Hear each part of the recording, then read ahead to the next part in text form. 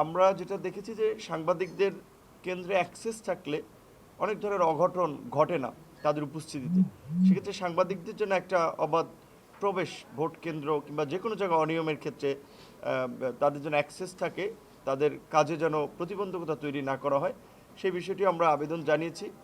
একই সাথে নিবন্ধিত এবং মেইন স্ট্রিম মিডিয়া ছাড়া বিশেষ করে এখন অনেক ধরনের অনলাইন পোর্টাল মিডিয়া দেখা যায় যেগুলো আসলে ওইভাবে মান ফলো করে সাংবাদিকতা করছে না। দেখা যায় একজন ব্যক্তি একটা ফেসবুক পেজ খুলে একটা মিডিয়া দাঁড়াই গেছে, একটা ওয়েবসাইট খুলে একটা মিডিয়া দাঁড় করাই দিছে, তার সাথে ইউনোর খাতির কিংবা ডিসির খাতির তার ওইটার নাম দিয়ে সে 100 জনের কাট করাই নিল। দেখালে এই লোকগুলো আপনার অনেক সময় নির্বাচনে নির্দিষ্ট ক্যান্ডিডেটের পক্ষে কাজ করে। সেক্ষেত্রে আমরা এটা ফাইন্ড আউট করার জন্য ওনাদেরকে বলেছি যে যে সমস্ত মিডিয়াগুলোকে অনুমোদন দেওয়া হয়েছে সেটা আঞ্চলিক পর্যায়ে কিংবা জাতীয় পর্যায় থেকে সেই সমস্ত সাংবাদিকদের বিষয়টা যেন ওনারা বিবেচনা করে।